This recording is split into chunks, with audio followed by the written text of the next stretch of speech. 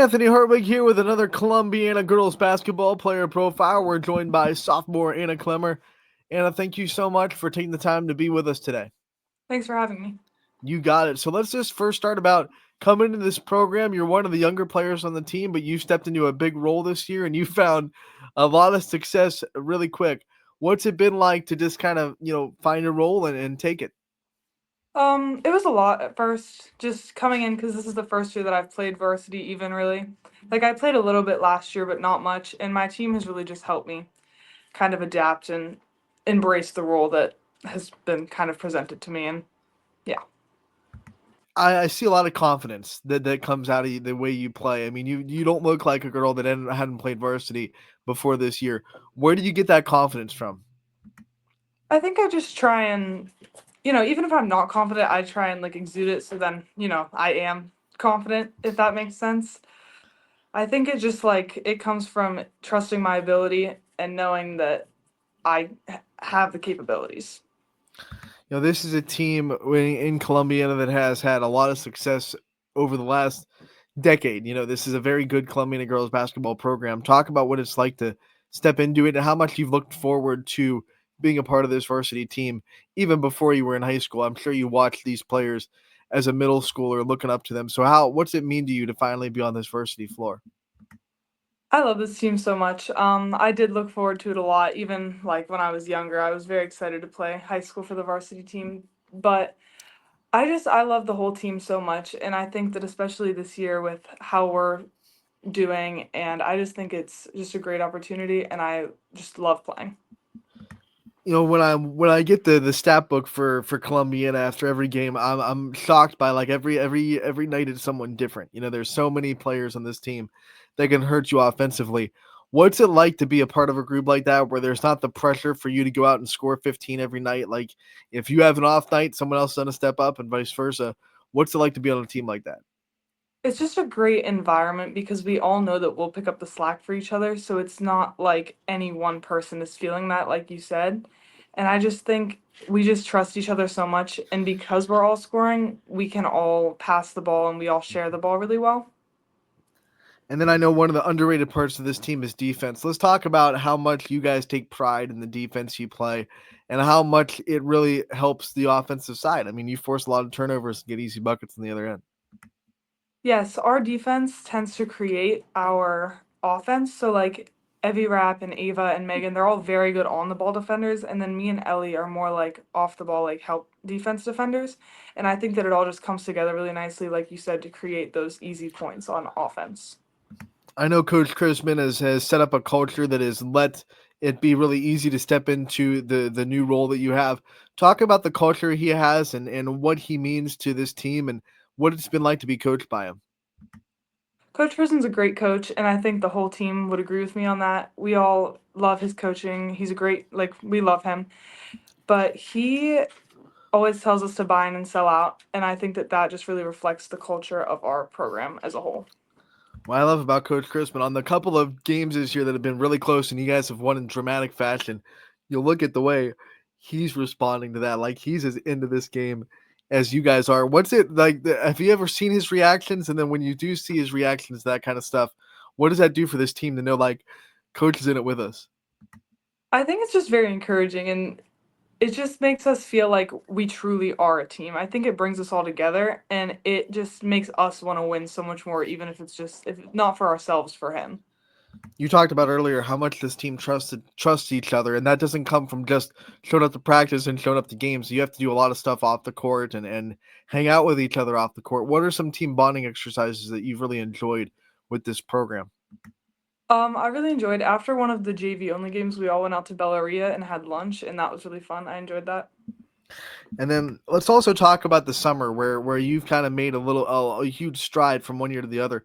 Talk about preparing for this season and what are some of the things that you worked on to really get yourself ready for this role that you were going to take on. Well, I play like AAU basketball, so travel basketball, and then we also do like summer league with the school team, and then just basketball trainings and everything. So let's talk more about AAU. We have a lot of players that play on AAU teams, and it's always a way to get yourself exposed to really good talent, whether it be the players you're playing with or the players you're playing against.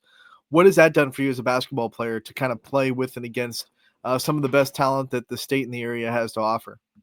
When I was in 8th grade, I kind of started on a high school team, and so that I think really just like made it so it was easier for me to step into more of a varsity role because I was playing with a higher level of competition at a younger age. So I think it just made it a lot easier coming into varsity, especially this year, because I had done that since 8th grade. You obviously love basketball a lot. You play a lot of it with AAU and high school. What do you love so much about this sport? What keeps you coming back to it? I love the like competitive level of it. Some sports are just like not quite as competitive, and this one's just so fast paced, and I really enjoy the way that it like moves and it can like go back and forth so much. With playing so much, I'm sure there are days. There have to be days where maybe you're not feeling it. So there's got to be that fire that gets you through those days. What gets you through maybe a day where maybe you don't want to go to practice or you're not really feeling the best, but you grind through it anyway? What's that thing that gets you through that?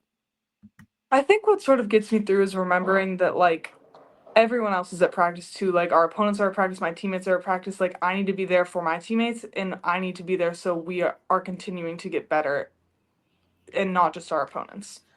I want to talk about game day routine when you're in a game day, maybe get off to school. What are some things that you do to prepare for a game? What are some things that you try to keep yourself in routine with? Um, I just kind of like I try and just stay sort of locked in throughout the day and thinking about it, and then I listen to a lot of like game day music, and then I always like to do my hair, and that's kind of my time to like decompress before the game.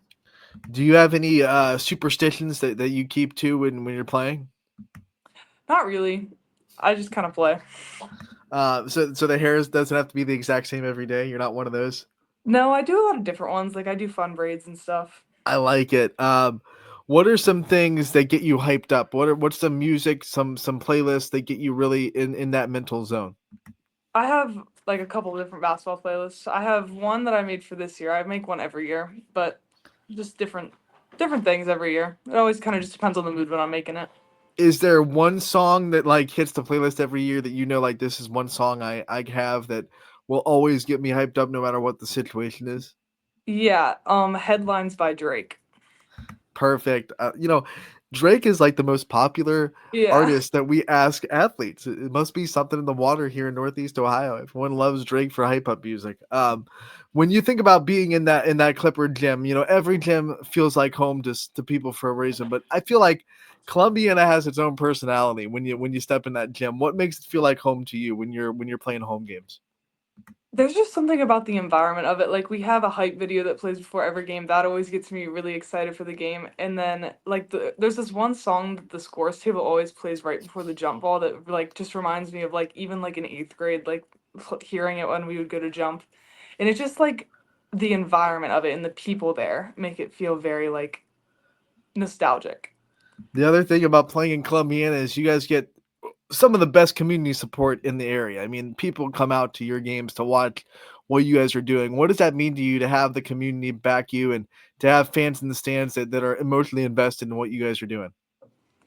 It's almost like inspiring and it definitely like you feel it on the court. Whenever there's like not many people there, like a lot of our like less like competitive games, there's less people there and you can definitely feel it and we feel it in the way that we're playing. Like when there's more people there, we get more excited to play and we do better.